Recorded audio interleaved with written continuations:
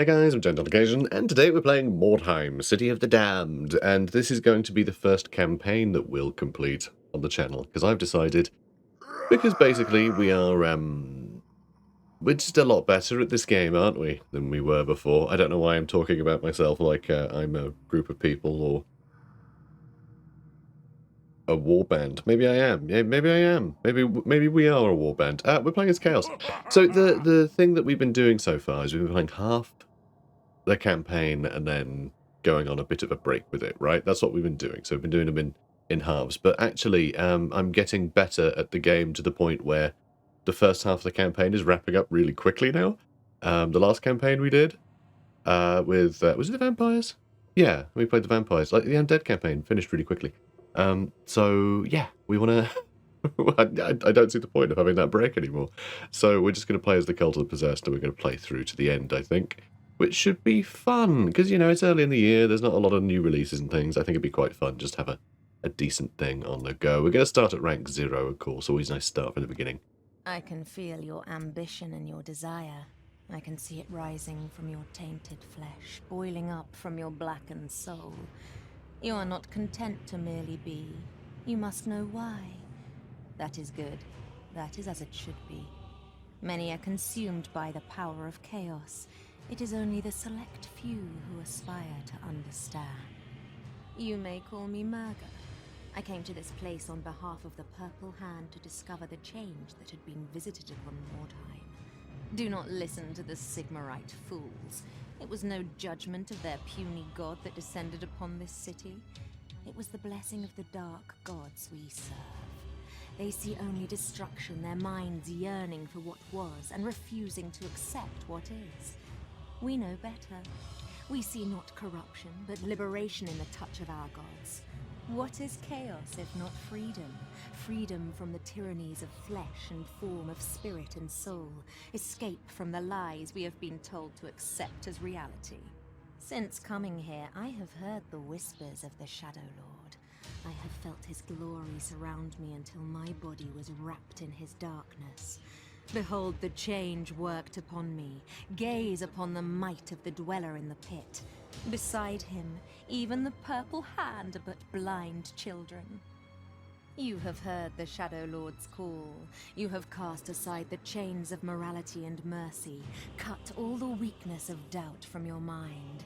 A greater calling beckons you, to serve the ruinous powers. Gather the Wyrdstone, return its darkness to the pit. By its malefic energies shall the SHADOWLORD grow strong. Kill those who would dare to oppose you. Let them be offerings to old night. Glory and horror await you. The wonders and terrors of real truth. Of chaos. Your scouts reported a secret cache of equipment in the ruins, but recovering it has become no easy task. Somehow, an enemy warband has learned of your plan. Worse, they're lying in wait and have deployed patrols to flank your warriors. All right, so we've jumped straight into a mission, obviously. I deployed. I haven't deployed and launched. Sorry, I haven't launched and deployed. I've just launched anyway. Whatever. We're letting fate take the reins for where we end up. All deploying, which is how I play this game. I like the added randomness of not knowing where your warband are going to be. But we are currently doing a Wyrdstone rush game, and we are, I think... Are we the ones split into 3 strike teams? No, we're the ones deployed tightly around our wagon. They're split up into 3. So, we might actually have a bit of an advantage if we go straight for their wagon, you see. Although, we could maybe grab that stuff first.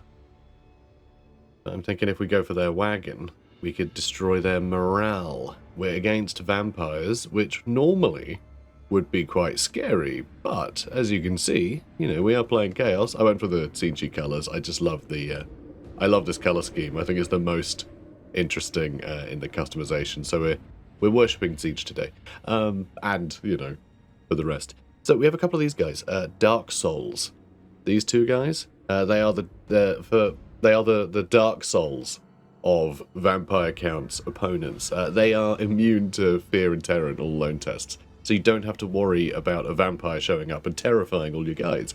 You can just throw a bunch of Dark Souls at them and they don't have to worry about it, which is really, really good. So they're going to be handy for dealing with that. And we also have Faust here, our brethren.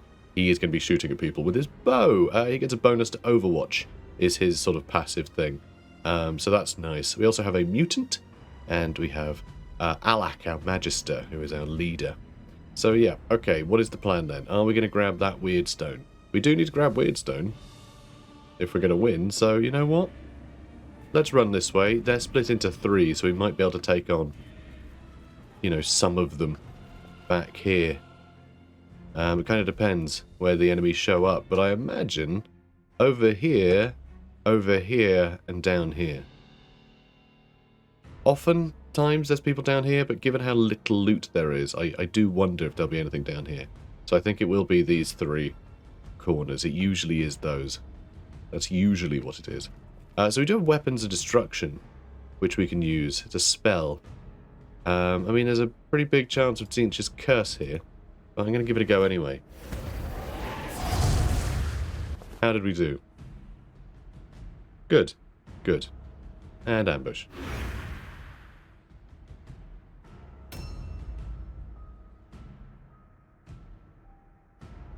Okay, where are the enemy?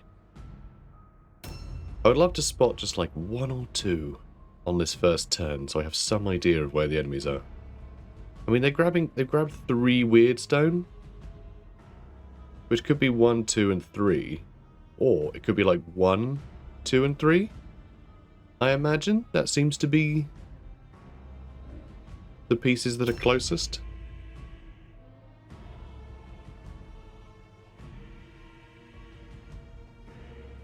So yeah, I think that might be the case. Okay. Do I have a quick look over here? Haven't spotted anyone. If you can't spot anyone with your eyes, you can use the minimap. Then I guess you have to use your eyes from there as well, but, you know. They're easy to spot on the minimap.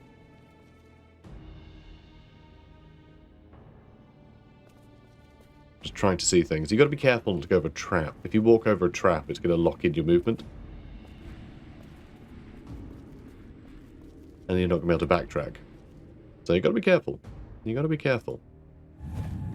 Yeah, don't you just love the checkerboard and everything on them? They look great. I really do love the customization options for Chaos. Because they do try and put in customization options for each of the Chaos gods, you know? Which I appreciate.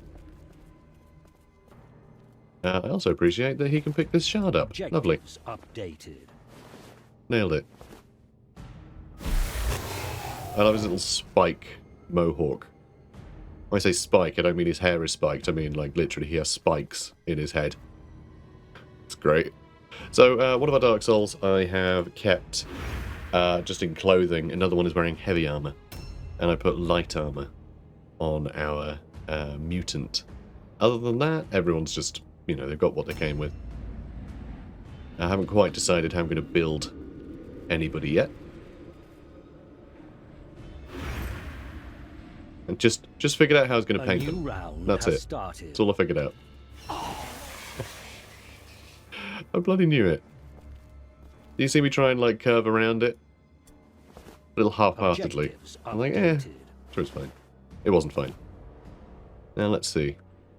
Where's the other bit? Is it upstairs? Yeah, I need to climb.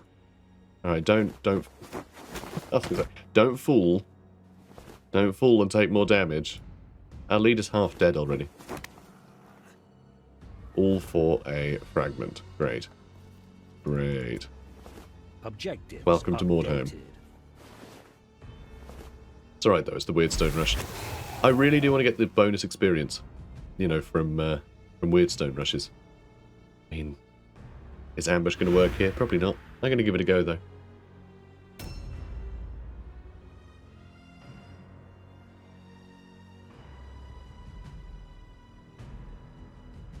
Come on, enemies. Like I say, it's good to be back in Mordheim. I love Mordheim. Like, it's It's such a weird one. Yeah, I've had the game for years, and I did play it quite a bit back in the day in my own time. But I inevitably just got a bit frustrated with it because it could be kind of annoying. There's a lot of jank. You know, it's a game that I think is it's a great game that is inside quite a bad video game. Nice, very nice. Like, there's a lot of jank, there's a lot of stuff that can go wrong. The hardcore elements mean that when something goes really janky, it just becomes, like, incredibly frustrating. So there's a lot of stuff there. A lot of things aren't explained properly at all. You know, it really communicates its concepts really badly. There is an exhaustive tutorial, but that's the thing, it's exhaustive. It's an awful way to onboard people. So there's, like, a lot of things wrong with this game. But there's also a hell of a lot to love, and I think if you can see through the jank, or just accept the fact that, like, oh, yep, Chaos has decided that, you know, that I can't attack people on these stairs, for instance, then, like, you know, you can kind of just, you can get into it, you know? And you can get into it. It's a bit of a funny one. Bit of a funny game. But, yeah, I've sort of fallen in love with it a bit. Oh. Well, it was a good try. I should have just done an aimed shot, really, shouldn't I? Silly me. No, stop. End your turn. Alright. Can we reach him to finish him off? Should be able to. We can attack him twice without a mutant. Oh, okay. Well, that's a good start. This is like classic burst encounter, right? So the thing with Mordheim is you get to pick which stats go up, right? So what always happens is on the first round, everyone's got like rubbish stats across the board, but then you just start putting like 2 or 3 stat points, you know, get like a couple of missions under your belt, you get a couple of stat points into the things that you like actually need from that person, and then suddenly they become like 10 times more competent. So just having this guy, just giving him higher weapon skill, he'll just start hitting really reliably. Oh, nice. Beautiful. He'll just start hitting really reliably. So like, it doesn't take long for everyone to be able to do the thing that they're supposed to, reliably, but in this first, you know, the first few missions, it's so much down to chance. You can even be like an absolute genius at moving your people around. Oh, he did go down.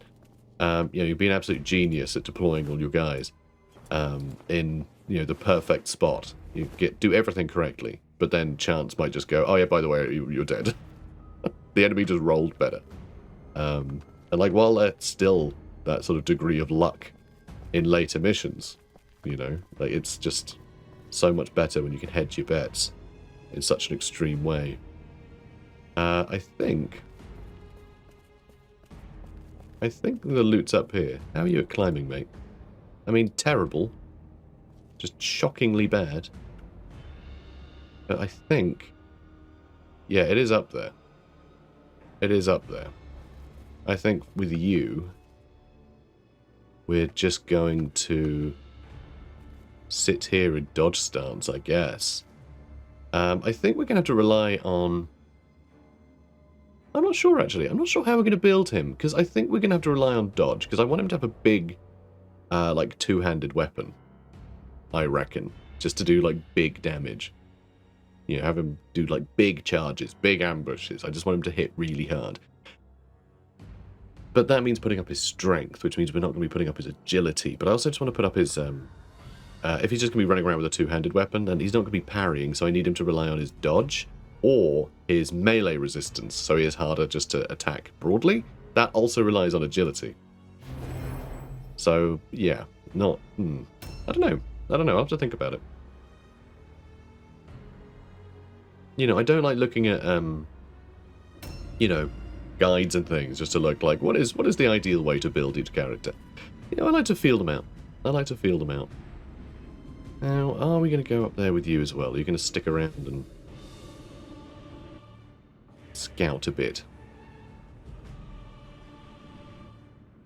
Because, like, this will be the next Wyrdstone we want to pick up, really. And the thing is, I just realised, with them split into 3 groups, with only 5 people around, that's probably the only ghoul. There's probably nothing else up here. There's probably no one else. So actually, with this guy in heavy armor, he can barely move. So I'm going to have him start going up this way. And everyone else can catch up to him, probably. Because, yeah, this is the guy in heavy armor. A new round has started.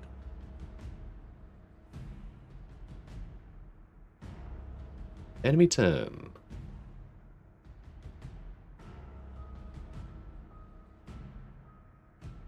So, of course, the initiative tracker at the top is the order that everyone plays in. It goes by whatever their initiative stat is. So, initiative is not randomized in any way.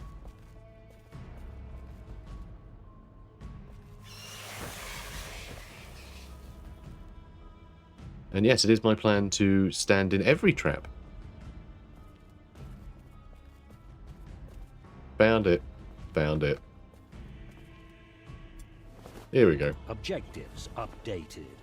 I think we're going to stop by the wagon. I think we're going to stop by the wagon. Okay, good. He didn't hurt himself here. Brilliant. Okay, our leader is great. He's a great, strong leader. I guess I'm just going to ambush stance. I'm not going to use another spell. We're nowhere near anyone, so there's no point. You know, the spell will wear off. So we're just risking blowing ourselves up. You can miscast and blow yourself up. So, you know, let's avoid that. Yeah, I'm trying to impart. You know, be aware that people either haven't played this game in a while, or this might be the first series that they're tuning in for on this channel. So I want to make sure that people know the basics of Mordheim. But also, I don't want to dwell too much on it. I don't want to explain everything exhaustively. A lot of it you can kind of tell. Right, you've got your blue pips down at the bottom, which have now been exhausted because I just moved. They're my movement points. I got my offensive points in red. And every action you do will use one or the other, or a combination thereof. And so every time you walk out of a circle, it creates a new pip. It spends another pip, which then creates another circle around that you can move around in. Pretty straightforward. And you can walk back over them, so long as you haven't taken any actions to change your mind about where you want to go. Now, I just keep pressing, for some reason I keep pressing tab to bring up the map. When it's shift to bring up the map. I'm not tutorializing, I'm just, you can see I keep taking the objectives away by accident. I'm just trying to spot enemies.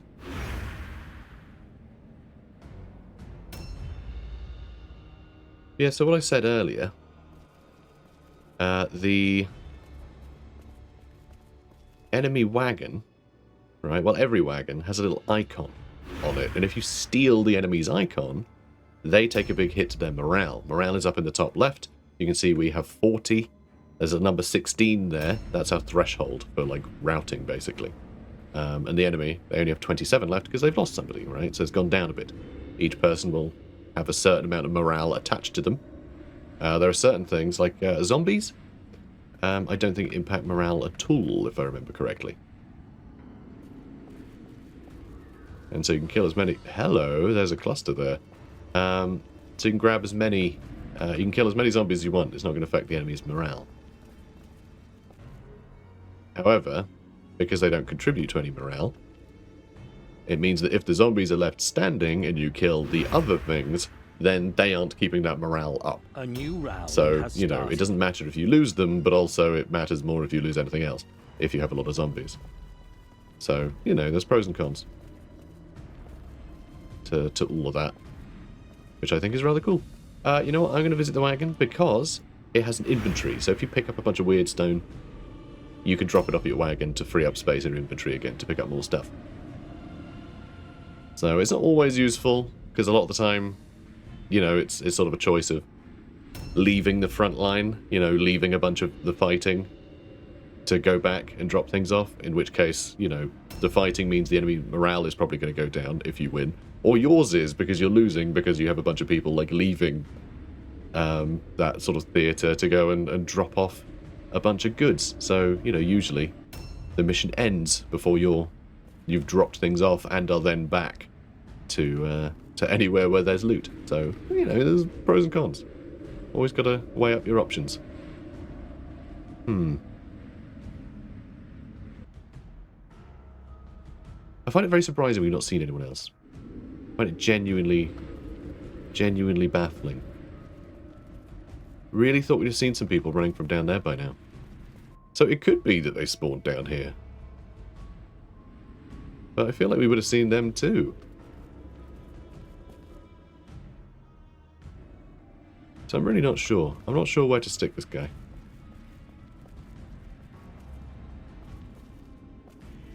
So there's a sight range. So you can't... Ah, there we go.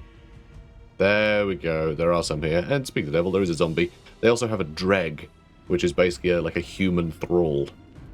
Just some like little hunchback creep that the vampire orders about. He's sort of an Igor type. So they're over there too. I'm going to keep our guys together. So the enemy AI, this is part of the game's jank, right? The enemy AI is really dumb. It will not level up its boys properly. So as we start leveling up things and making things more efficient by like making sure we're targeting the exact stat we want that character to have, you know, for whatever their job is, the enemy won't really do that. You know, they won't really give them skills that are necessarily, you know, the best fit either. So they tend to sort of waste their level ups a bit, but they always level to your highest level. So if you end up with one guy in your party who ends up much higher level than the rest, then that's going to force the enemy's levels up. Also, they don't steal from carts, so you can leave your cart completely unguarded. They're never going to take your icon or grab items from it. So there's just like a lot of things like that where the sort of enemy is just a bit inferior, which is a bit sad. Objectives updated. Excellent. And he got healed. Nice.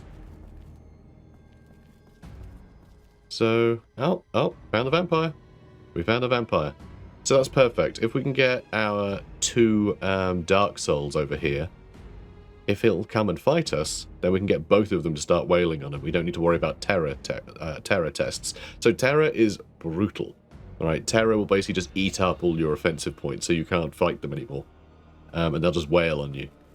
And the hero vampires, right? So the vampires, the leader vampires' underlings, they have fear, which will affect your chance to hit enemies. So it can get really bad if you're fighting just a pile of vampires. Oh, hello. Hi. Objectives. If you're fighting just a pile of vampires, you know, you can end up with just no attacks. And if you do get lucky enough to be able to pass that psychology test, then, yeah, you just might not be able to hit the enemy. A new round. So very scary stuff. But yeah, Chaos, they've got really good tools for dealing with vampires. Oh, we found another friend. Alright, we'll try and deal with him quickly. Galrus took a bit of damage there, and Disease Carrier is quite a cool skill that the Crypt Ghouls have. It does a random debuff. Not completely random, there's a few different ones. But they stack up to 3 times, I think. So if they just keep hitting you, you just keep getting like little debuffs. Initiative is one. I forget what the other ones are. Now, yeah, I'm going to use Weapons of Destruction on our mutant. So he gets a bonus 20% damage. If we hit spacebar, we can have a look at it. So Weapons of Destruction, melee attacks bypass 10% armor absorption, and melee damage increases by 20%. So it's going to be especially good against like Sisters of Battle and things that are always really wrapped up in armor. Okay, good. You can see his weapons all bloody now. Has a weird spectral blood haze, is what I'm going to call it. And why not? And why not, eh? And why not? We can also charge.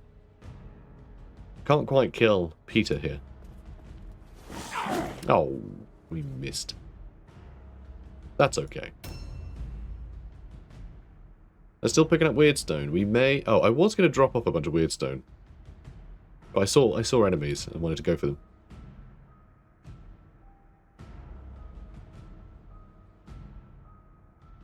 Come on, zombie. Come on. Oh, Theodor von Bunderbad.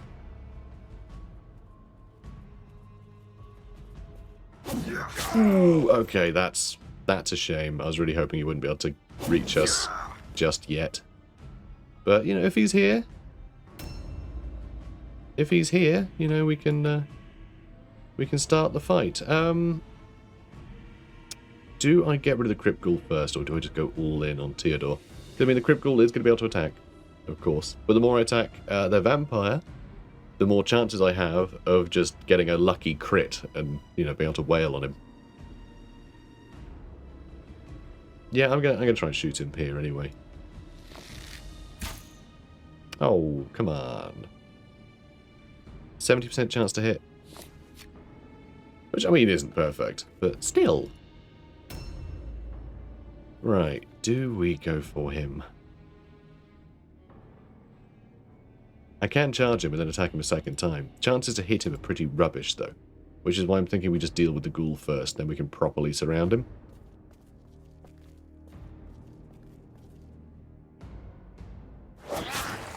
Okay, good. Now, come on. Oh, that's a disappointment. A mutant is a disappointment. Not great dodge chance either, currently. Okay, but this guy, definitely going to go for the... Ooh, could I get... Okay, I can't get close enough to dodge stance. I'm just going to forget about the dodge stance. I'm going to try and wail on him. Please hit. Nice. Okay, good. This is why Dark Souls are so good early on. They just hit so hard.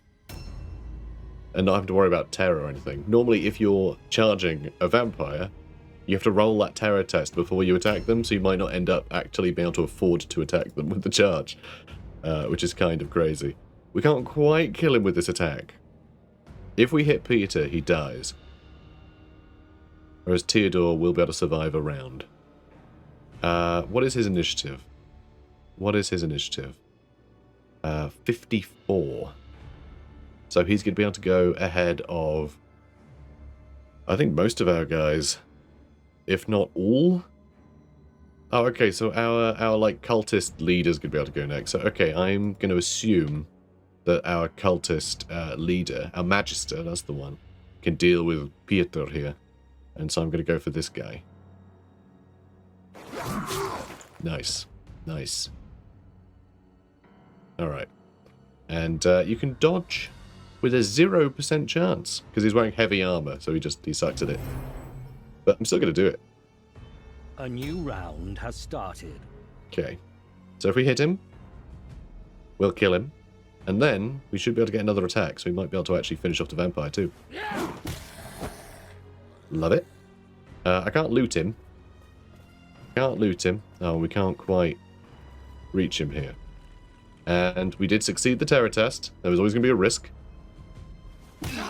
Nice. Our Magister actually paying the bills here. So he does have some Wyrdstone. I just wanted to check what he had. We'll loot him with everybody else. But the enemy's probably going to rout real quickly. Like, real quickly. We need 2 more Wyrdstone. The ghoul might have some too. We might just be able to get enough Wyrdstone before they rout. Nope, they failed. Alright, so we weren't able to do the secondary objective, sadly. Shame. Shame! If we dropped off that Wyrdstone earlier, maybe we would have done it, but sadly we didn't. We did pick up a good amount of Wyrdstone, though. We did get a cluster, which is nice to get on the first mission. So that'll do. You have proven yourself worthy of the dark blessings of chaos. Each victory you render to the SHADOWLORD brings you that much closer to your destiny. Well, good. Alright, so took a couple enemies out of action, so we got a couple of extra experience, which is nice. Good to see our leader leveling up a bit. And so the experience that you get, if you... I get most valuable warrior, good job. If you do the secondary objective as well, you get an extra couple of experience, so it really speeds things up. Because it means that if someone just sort of showed up to a mission, but didn't kill anyone or anything, they're going to get double experience. So it really helps. Really helps get them leveled up quicker. Which just speeds the game up along, really. The only thing that really, like, experience matters with, because you can just play infinite games almost, you know? But the story missions are always like a set level. And so leveling your guys to max just means you can do the story missions basically as soon as they come up. You don't have to sort of muck about a bit before then. You can just go straight into the missions each time, which does speed things up a lot. But there's no time limit on them. You can do them whenever you want to, the story missions. So, yeah, you just leave him there until you're ready. But I like to be ready quicker. So, we've got to pay our boys. So, we'll pay all you lot. No injuries, so we don't have to pay any medical bills. And everybody's good to go. We do have some level ups, so basically, it's not level ups, because, again, this is where the game is really stupid in so many ways. Leveling up just basically doesn't really mean much, so you get a bunch of mental, physical, and martial points to spend, right, for each level, but you get them mid-level. So I think it's every 4. You get like a point in something. Each type of character will scale slightly differently, but it's really odd because you're not actually finished leveling up, but you get to level things up, so it's kind of odd. But then also, leveling up, you might think, oh, okay, well that'll grant you something. But no, sometimes you get skill points, sometimes you don't. And sometimes you get different amount of skill points when you level up. So like, there's not really anything that just... I don't know, leveling up is such an abstract thing, basically. It's sort of almost like a rough measure of how strong something is, rather than actually, like, achieving things on level up. It's really weird. It's a very unusual system. But it just sort of says, like, oh, you'll have all of the skill points up to that level if you're at that level, right? So it's weird. It's very odd. No other game would do that. Every other game would be like, oh, you leveled up once, here's these points to spend on that level. But they don't do that. You just sort of get points to spend all willy-nilly. It's very strange. But, you know, whatever. Whatever. Okay,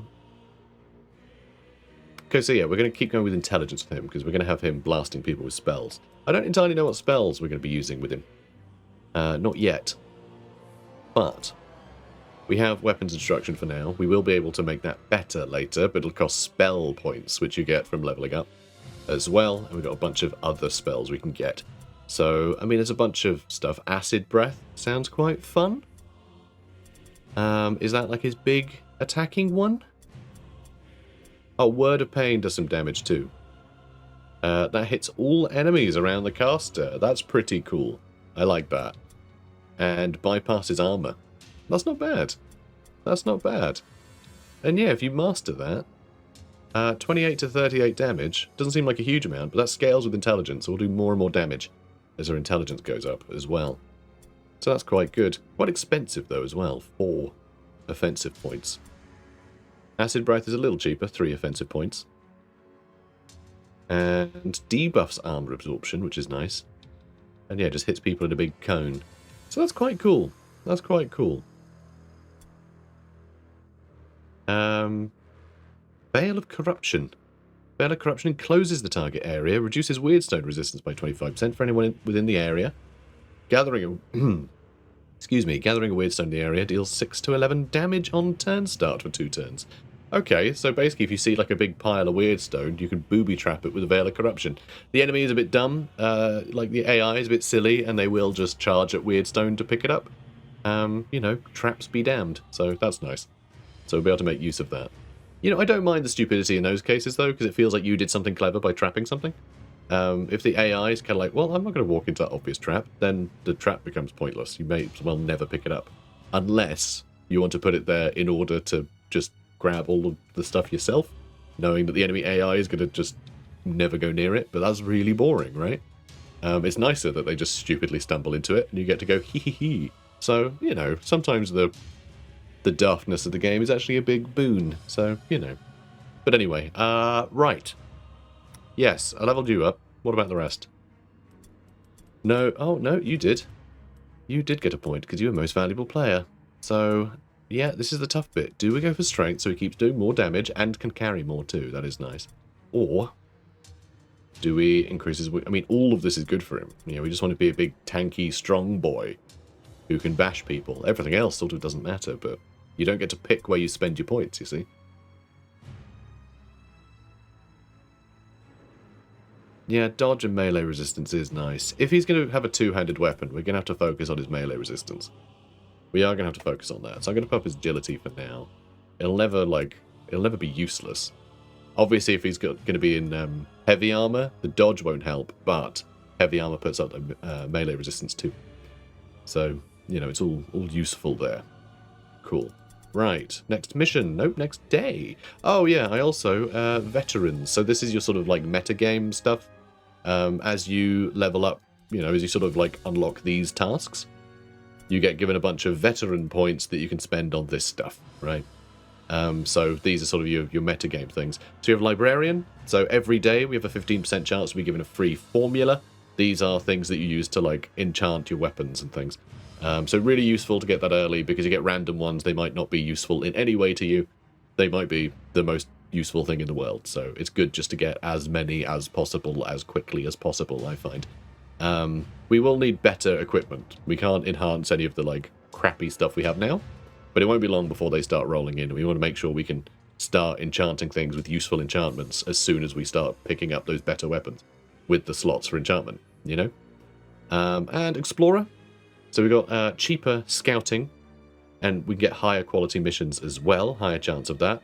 Hiring new warriors is going to be cheaper. At some point, we're probably just going to be so leveled that we're just going to want to get like high-level guys to fit into our warband, rather than constantly going with like level 0 guys, you know? Scholar reduces cost of training skills and spells by 10%.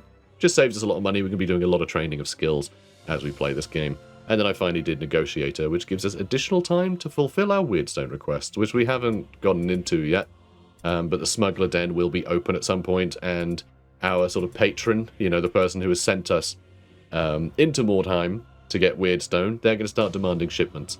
And so that's what the Smuggler's Den is going to open up to do. I haven't looked in the shop yet, but it doesn't seem that there's anything useful here. There's not. There's some, like, helmets and stuff. Maybe I should pick up a couple helmets. I'll pick up a helmet just to equip on somebody, probably. We have a great hammer here as well. I'm going to pick that up so we have one person with a great hammer and one person with a great axe, I think. I think that seems nicer to split these guys up. So we'll go with you in the heavy armor. I think I actually pointed the other guy and said, this is the guy in the heavy armor. No, this is the guy in the heavy armor. We'll give him a great hammer just to mix things up a bit. So, yeah, the Great Hammer versus the Great Axe, you can see the difference in stats. They do the same damage, but one does a lot more critical hit damage, while one bypasses armor more. Attacks have 10% extra chance to be dodged for both of them, because they're big. And they're also heavy, which is plus 15%, minus 15% melee damage after each successive attack, and also tiring, so they cost more for each consecutive attack as well. So, you know, generally, if you have someone with a ludicrous amount of offensive points, you're much better to give them something like a one-handed weapon that isn't tiring, so they can just attack again and again and again and again, because each consecutive attack doesn't become more expensive, so you can get a lot more attacks out. But for henchmen, often just giving them something really big just lets them do, like, big damage once or twice, and that's enough. So, you know, it's not so bad. I think it'll do for them. Now, yes, next day. A new shipment. And here we go. Here's the shipment. The SHADOWLORD. So, Chaos is quite interesting in that the shipments that are requested actually go to the SHADOWLORD, who is within Mordheim. So, kind of fun. Kind of fun. Everyone else is shipping Wyrdstone out of Mordheim. So, visit the Smuggler's Den in order to sell Wyrdstone. We'll do. So you can see we need 75 weight, and currently we have 29 weight in our inventory, and this is the breakdown of the exact things we've found. So fragments are 1 weight, shards are 5 weight, and clusters are 15 weight, and you get paid by weight.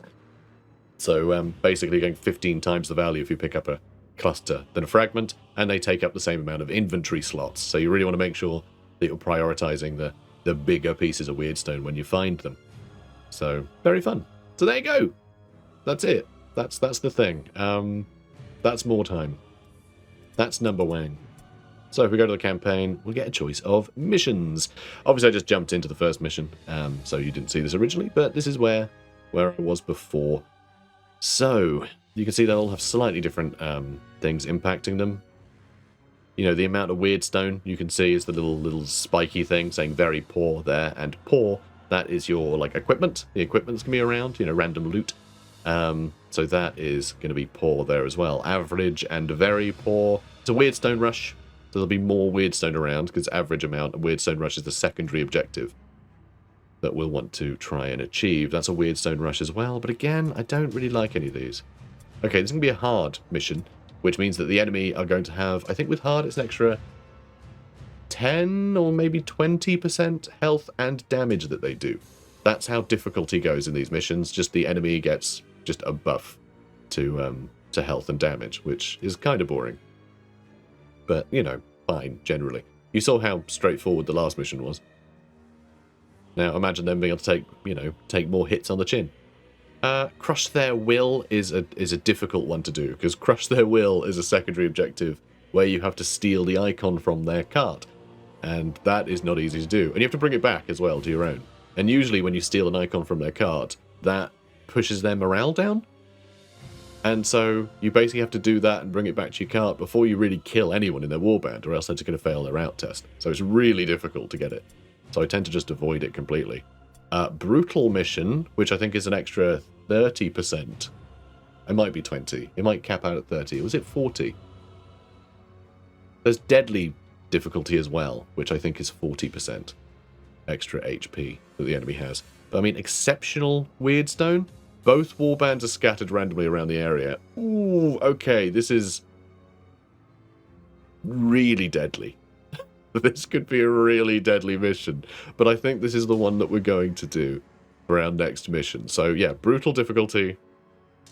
So it's going to be a lot harder, but the fact that we're both scattered, it means that it's really easy. If we're against Skaven, for instance, they're going to have much higher initiative than us, which means they will be able to surround all of our guys really quickly. Right? Our guys will just get caught out of position. Everyone will jump on top of them. We won't be able to, like, group our guys up or get, you know, the enemy outnumbered. We won't be able to pick our targets. So that's going to be really tough. But it might work out to our benefit. It's impossible to know. And a lot of this game is just hedging your bets. It's trying to avoid as much risk as possible. Make sure that as much of the game is sort of in your control as can be. Because, you know, if you're in control of everything, then frankly you're much smarter than the AI, so you can start teaming up on people and delaying enemies that need to be delayed, or like whatever else you want to do. You know, hiding in a corner, whatever you want to do.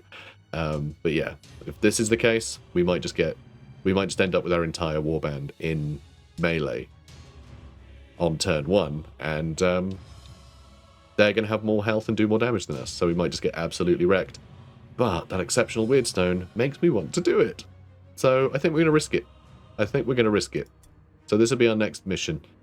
So guys, if you're enjoying this, please do comment, like, and subscribe. That's right, we're the end of this episode. I know. But yeah, we're going to get into it. It's going to be a lot of fun. I don't know what else to say. I'm happy to be back playing Mordheim. And we're going to be playing till the end this time around, which I think will be really exciting. Guys, stay tuned. See you in the next one. Have a good one. You have proven yourself worthy of the dark blessings of chaos. Each victory you render to the Shadow Lord brings you that much.